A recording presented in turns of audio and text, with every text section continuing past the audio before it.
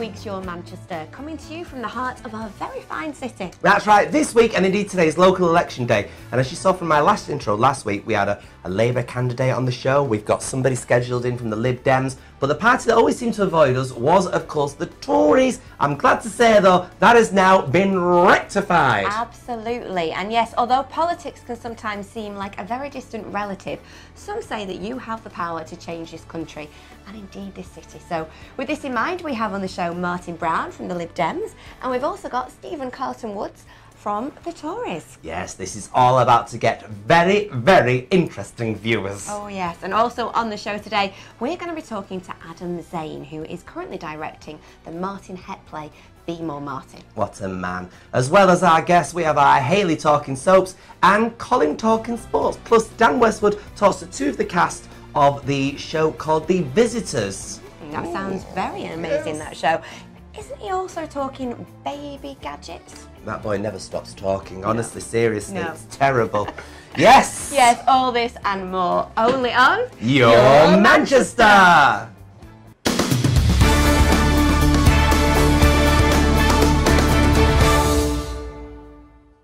Well, this is going to be incredibly interesting. Every few years, if you're like me, you find yourself in a dilemma. Who the flip do I vote for? What makes one political party different from the other? Yes, that is right, and Manchester is currently a very heavy red-led city. Yes, by this we mean Labour. Voting days here. Who do you vote for and why? Yes, well, hopefully to help us understand a little bit more, we have in the studio Martin Browne from the Lib Dems, and we've also got Stephen Carlton Woods from the Conservative Party. So a big welcome to you both. Thanks for having us. Rather, where do we fully begin? This is exciting, isn't it? It is. So, first of all, I'm going to go straight to you because I've had questions sent to me this week. Oh, great. And the main one that's been sent to me is, are you concerned about the growing developments and gentrification of the gay village? Well, yes, certainly. I am very concerned about the growing developments in the gay village and whether that will lead to gentrification. It's something that's come up a lot during the campaign.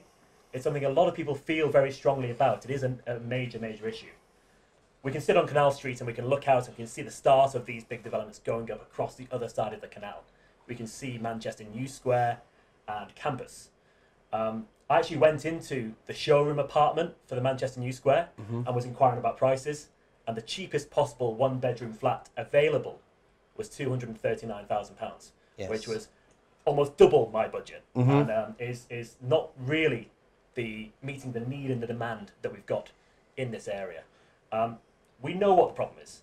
Generally, people in this community, in the gay village, have not been listened to when it comes to developing these planning frameworks and the planning documents that then lead to these tall buildings being put up to meet financial need and developer profits needs rather than the needs of the local people and the people of Manchester.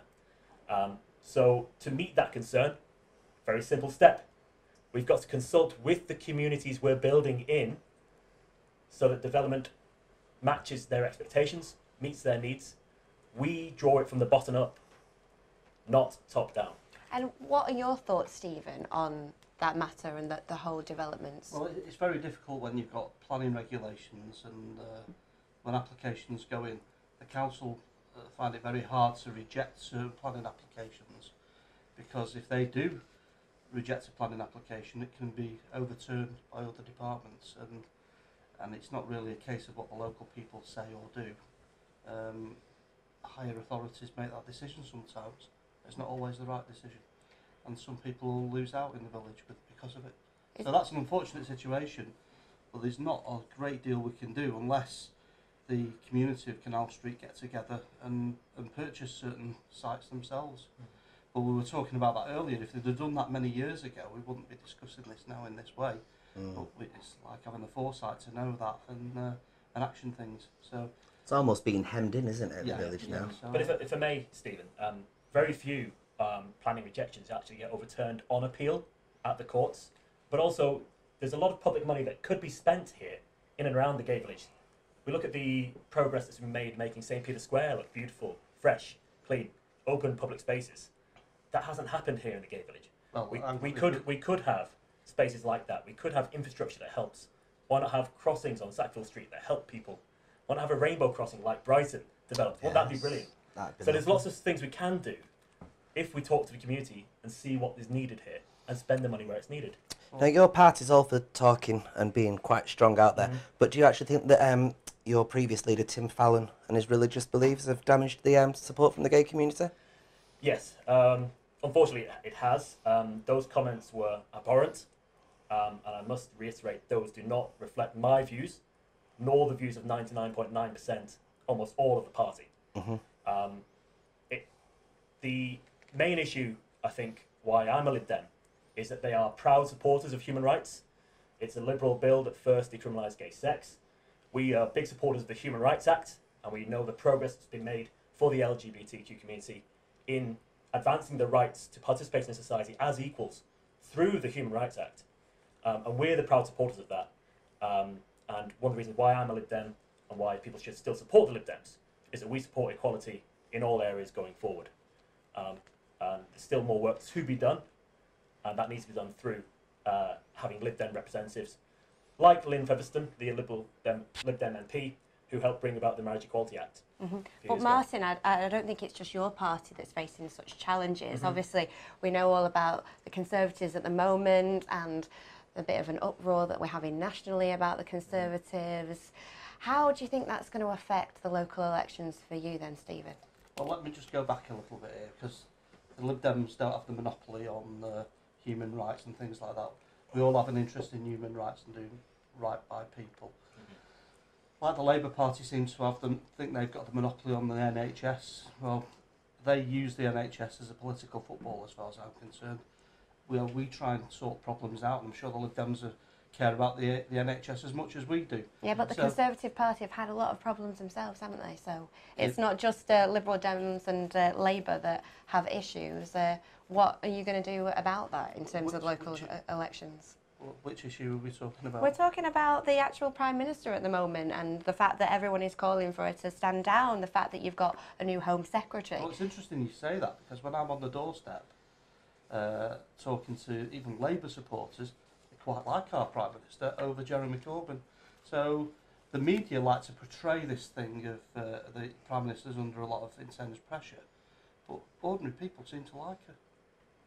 Okay, so we could carry on going over and over different names and picking different people out, but let's talk about a particular issue that's very prominent in Manchester, and that is the issue of homelessness. Yes. How would the Lib Dems tackle this issue?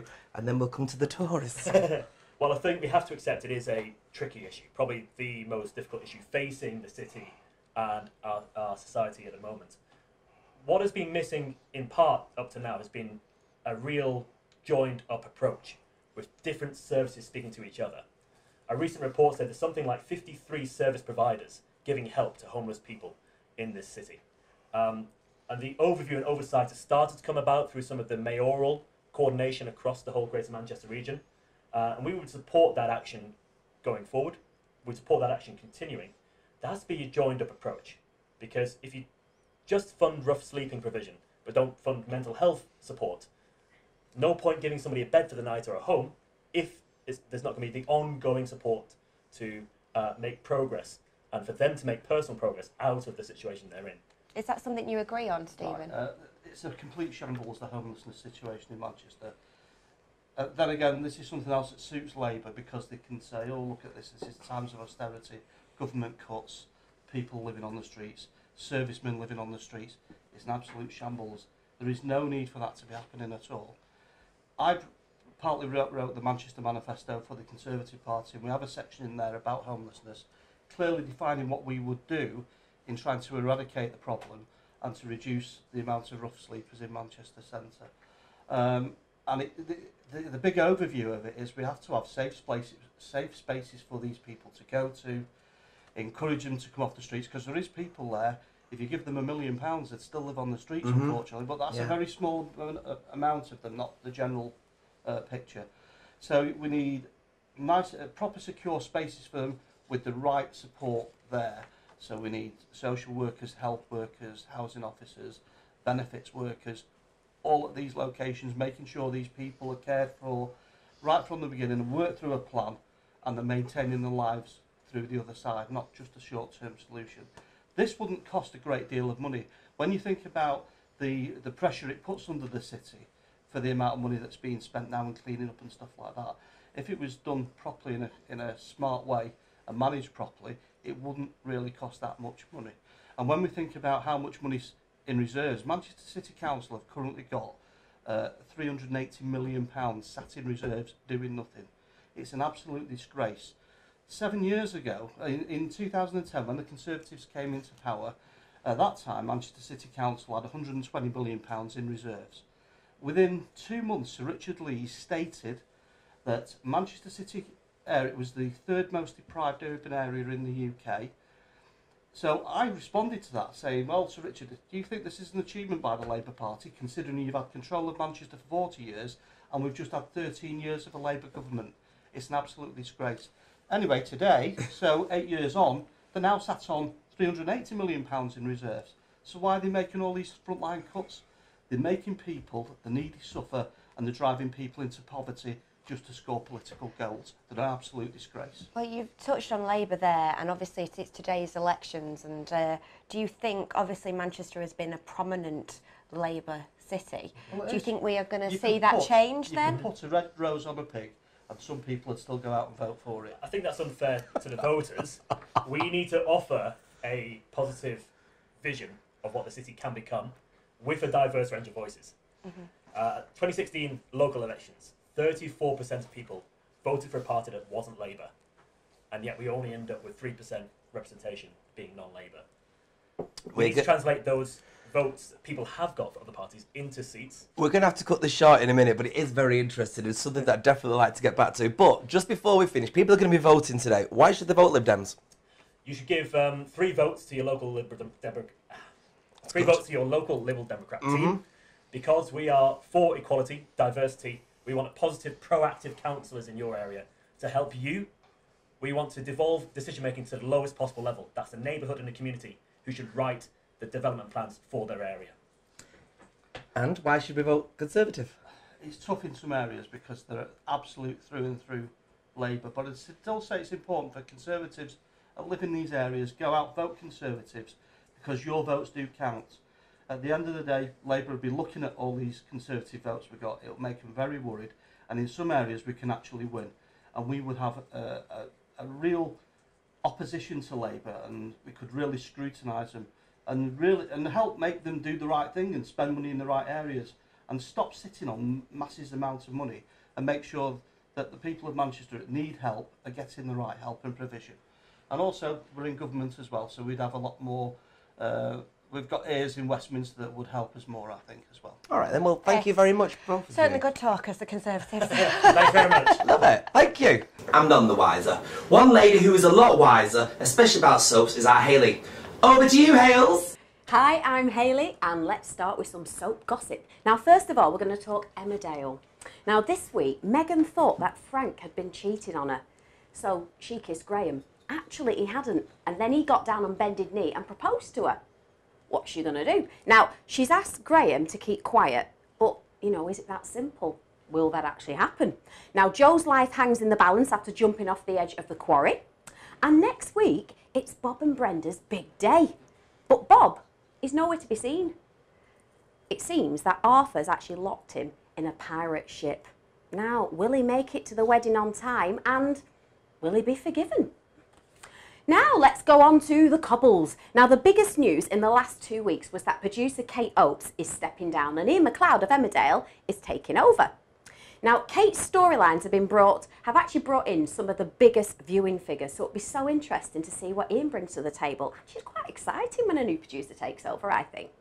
Now, I don't know about you, and I've said this a few times over these shows, but I'm really, really intrigued by the rape storyline, you know, David's rape storyline, and I think Jack is doing an amazing job at portraying this. Such an important storyline. And next week, Shona actually finds out the real truth. So that'll be a good thing that she's finally finding out what's happened, and her and David will apparently get back together, which is wonderful because they're a cracking team. Now, Corrie have actually confirmed a male suicide storyline, and we will see Aidan take his life next week as well. a slightly serious note compared to what I normally talk about, but the soap has actually been focusing on male mental health a lot lately, with OCD storylines, drug abuse, steroid addiction storylines, which are so important. And you know, we don't often see that sort of thing on television, so I do really think it's really good stuff that they're doing. Now, on a lighter note, it has been revealed very recently that there'll be a funny exit storyline for Rosie in the coming weeks, so I can't wait for that. Now, that's all I've got time for today. I'll see you next week for something a little bit different. Bye.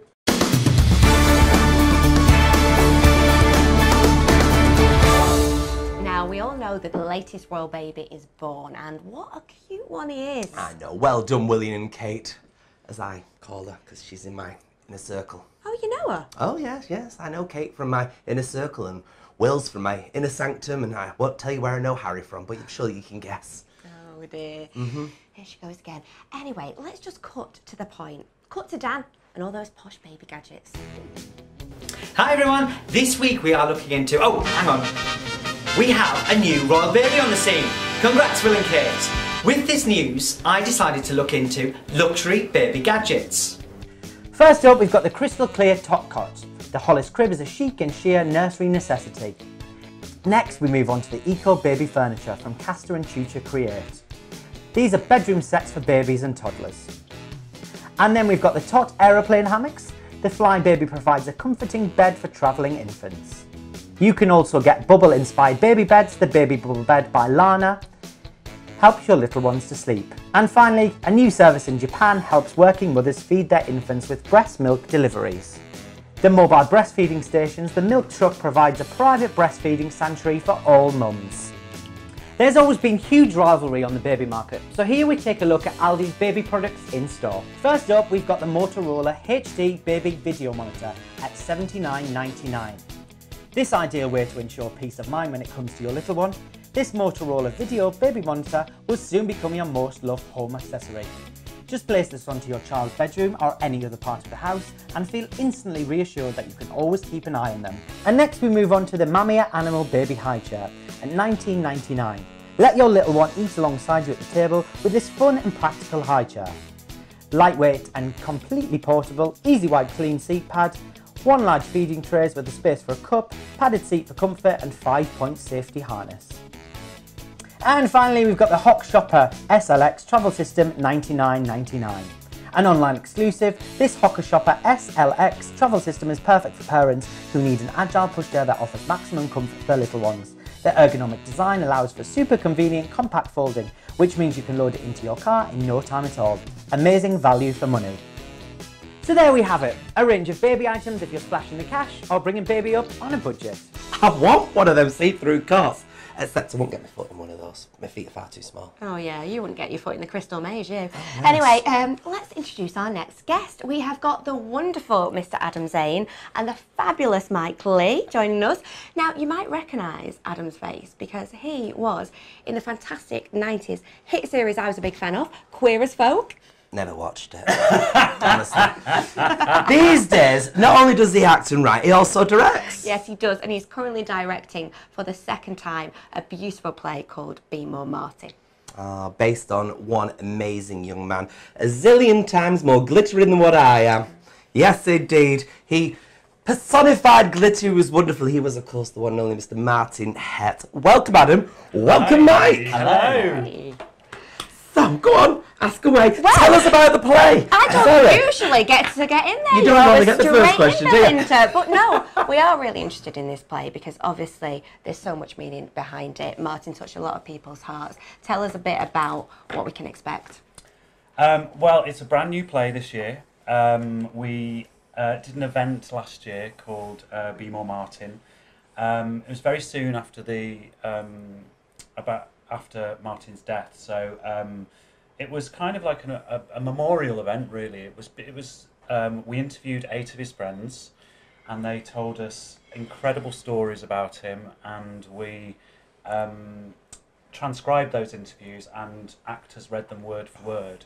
So it was just his friends' memories, but we had a live band, and his family and friends were there. But it was really the stories from his friends that were just wonderful, and we can turn this into a play, and we're really proud of it. It's a play about how this extraordinary young man changed every single one of them in different ways, but he was remarkable, wasn't he, in that way? Incredible. Like he just had this power to influence people and make them feel better about themselves and make themselves feel good, and that's, you know, I think what people take away from the play, or what we hope they take away from the play, is that by being in someone's life you can make a difference to them, and that's certainly what he did, and it's certainly how I feel when I read those words. Yeah. And I do think as well the fitting's really nice, because theatre gives you that experience. You kind of come out in most productions feeling kind of a lot better and nice, and I think to connect the two stories must be a good synergy. Yeah, I mean, I didn't know what the play was going to be when we started. How did it develop then? Martyn's family, we said that we wanted to do a play based on interviews with the friends, and the family were really supportive and said these are 8 people who will give you a snapshot of Martyn's life. So they're school friends, university friends, boyfriends, some people that he only knew for the past year. But they all were transformed by him in ways about their sexuality or about how they felt about themselves. And we didn't want people to leave the theatre sad. You know, we wanted them to leave inspired, and I think that's what they do. The reaction last year was amazing, that people were leaving going, I'm going to be more Martyn, you know, because what would Martyn do? Yeah. And that doesn't mean, would I have that last drink? Yes, I would. Be more Martyn, which is what Martyn would do. Absolutely. But it is about, how can I make a difference? You know, what can I do? Why don't I ring my friend that I haven't spoken to for years and see how she is? Because that's what Martyn did. So this show is actually going on at Hope Mill Theatre, isn't it? So, Yeah. and it is around the anniversary Yeah. of the attack. But have you got plans then for it to move forward then, and you know, take Be More Martyn everywhere? Because it sounds like just something that everybody should see. It is. Yeah. It's a message that we're really passionate about and that we want to take around the country. Initially, we've got some dates booked in Brighton, so the Tuesday after we leave Hope Mill, we're going to Brighton for 4 days, and then we've got a date in London, the Southern Playhouse, which is incredible. And then we're already talking about next year, spring next year, and taking the message out again. We're talking about schools, because we think it's a really important message for young people. So there's lots, I think, that Be More Martyn will become in the future, apart from what we're doing right So now. what is the night then? What do we expect to see? Is it characters that are playing within this? Or? Yeah, so we've got 8 incredible actors playing the friends. Right. So they're playing the real people, and they will speak the real words. So every word on stage has been said by one of the friends. Wow. But it's not just people. It's not just monologues. You know, we asked them all, well, what was a night like on Canal Street with Martyn? And so there's an amazing scene where you feel like you are in the gay village on a night out with Martyn, and what that was like. And yeah, Eurovision parties. So we've got a massive scene that is just Eurovision through the decades. Oh, boy in after Martyn's my own blood. heart. I mean, Eurovision. I've learned so much about Eurovision just from Martyn's friends. All the time when I was Amazing. Gina G. Oh! I was say always that. Sonia. I don't know why. I will never forget. Just taking you back finally, I suppose, on meeting Martyn's parents. When you chatted to them, do you think that they ever thought that Martyn would have such an impact on the world and have something like this done in his memory?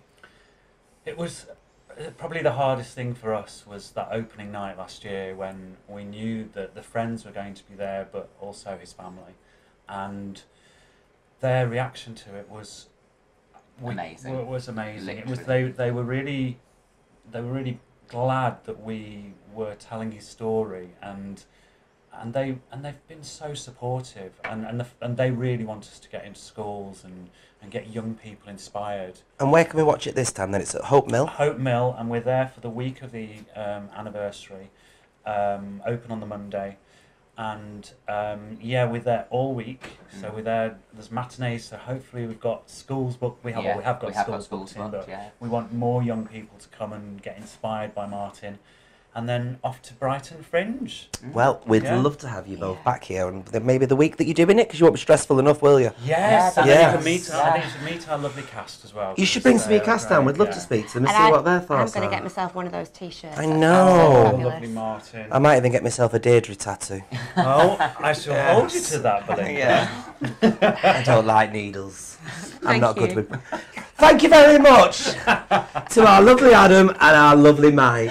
You've got to rein him in sometime. Oh, thank you so much, guys. Okay, now, right, what is happening in the world of news, our Lydia? Or as we call it, not the news.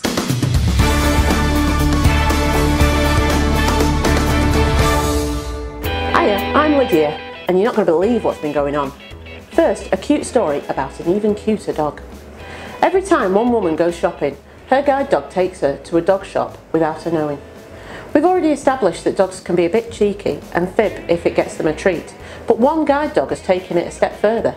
Every time his owner takes him out shopping, he steers her towards a shop called Cool Dog Gear. A video of the mischievous pup was put out on Twitter by Michelle Sikora. It shows her sister Danielle being guided into the shop filled with dog treats. He's super loyal to her otherwise. Like all doggo content, the internet is here for that, with hundreds and hundreds of retweets praising just how smart he is. Next, a former Youth Offenders Centre employee in Texas has been convicted of stealing more than $1.2 million, that's 860,000 quid, worth of fajitas. Gilberto Escalmilla, as I hope it's pronounced, 53, was jailed for 50 years after authorities discovered he was ordering the Mexican food to the Darrell B. Hester Juvenile Detention Centre in Cameron County and selling it on for personal profit. I've been Lydia and this has been Not the News.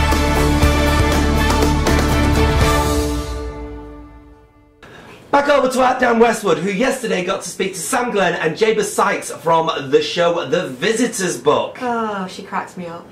The piece is a compelling new musical about family and forgiveness. A boy searches for answers when an out-of-the-blue message from a desperate stranger finally offers him some hope. And joining me now in the studio are two people from that very musical. We've got Jabez Sykes and Sam Glenn. Tell me a little bit about it. It's a really sort of heartwarming story about a boy who's sort of searching for an answer. Don't want to give too much away. No, but it's sort of a really subtle piece of musical theatre. I'd say it's probably more like a play with music. Yeah. And yeah, it's really beautiful. We've got some quite young cast members in. It's called The Visitor's Book, guys. Yes. Yeah? So we've touched upon a little bit about what it's about. Where did it come from? Where did the idea come from? So it's an original concept by the writer Sarah Nelson, and I don't know where the idea came from. It's based on a true story. Oh, is it? There so we go. Yeah. Adapted that, right? Yeah, okay. So we sort of taken the true story and then stretched it into I remember about 12 months ago Sarah said, oh, she told me the story and then was like, can you imagine it as a musical? And now here we are. And she did it. I think she was really excited about kind of creating this. There's so much scope with the story. I mean, it's a beautiful story. It's really simple, really simply told. Where can we see it? Just finally wrapping up. Hope Mill Theatre. Yeah. Woo! And what dates are we on? It's next week it's on, so if you want to catch up, I think we're on 3 dates, yeah? Yeah, 9th, 10th and 11th of May. Yeah, and what time? 7:30. 7:30, there we go. So if you want tickets, guys, just pop over to Hope Mill Theatre website and you can get all the information there. Felix Opus provides prepaid funeral plans. Don't think you're too young to have one, because it's actually an investment. Funeral plans rise by 6 to 8% each year, so what a funeral costs today could be double in 10 years' time. A prepaid funeral plan will freeze the cost at today's prices, so not only does a funeral plan take away the financial burden for your loved ones, but just as importantly, it takes away the emotional burden for your loved ones. If you took out a funeral plan today, you could choose everything about that funeral, from what songs are played, to what people wear, to what flowers you like, plus many more. So all this leaves for your loved ones to do is pick up the phone to activate the plan, and the rest is done for them. Felix Opus works in partnership with Capital Life Funeral Plans, and Felix Opus has an offer at the moment on for £75 cashback. Felix Opus also gives a large percentage of any profit to a chosen charity. So please get in touch today with the number below. Thank you.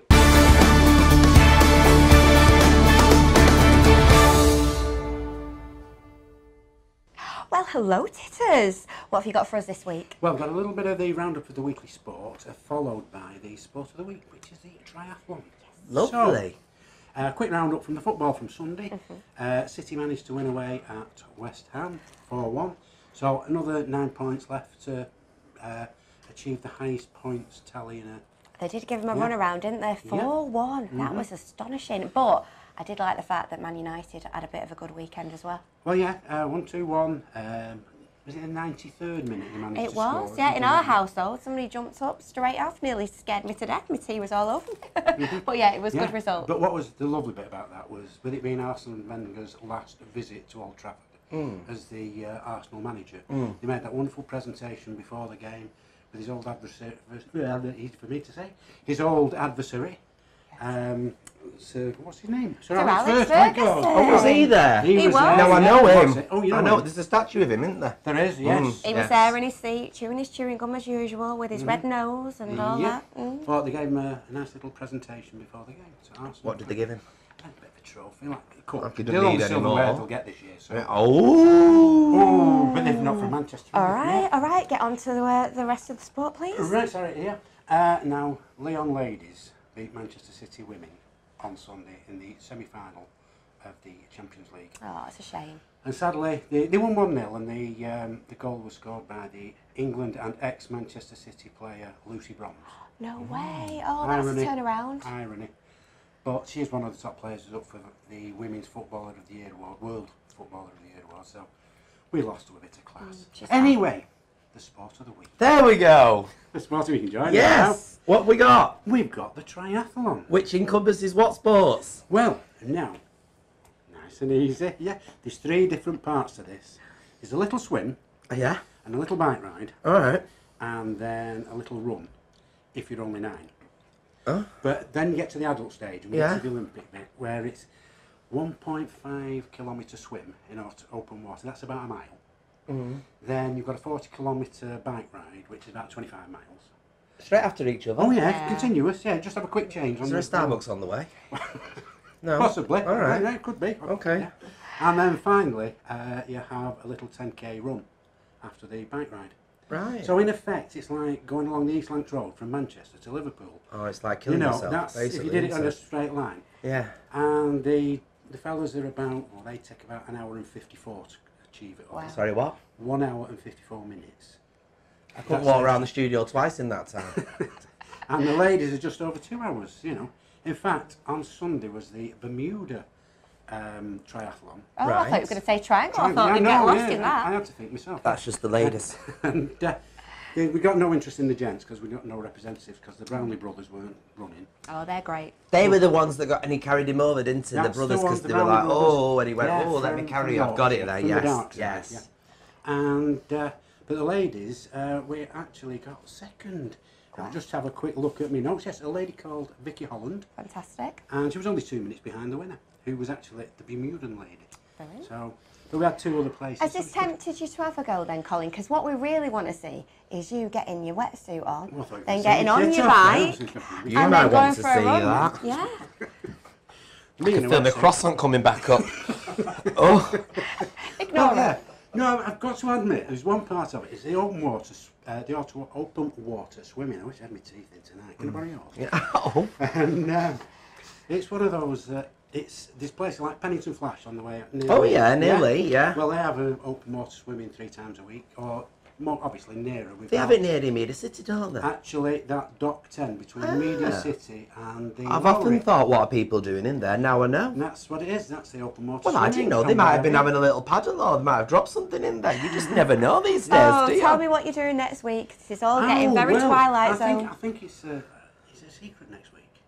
Oh, next week is it? Of course, it's our special next week, isn't it? Oh, yes. Oh, yes. There may be some open water though. How very unfortunate. Well, we'll leave it at that, shall we, Titters? Righty-ho. Thank you very much.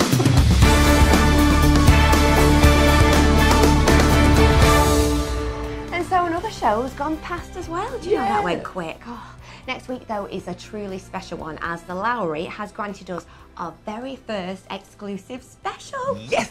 We are going to the Lowry Theatre next week for the launch of Titanic the musical. We're on the red carpet talking to the folks and talking to the cast and hopefully conversing with some of them, their celebs. So if you see us, please come and say Shabba! Shabba!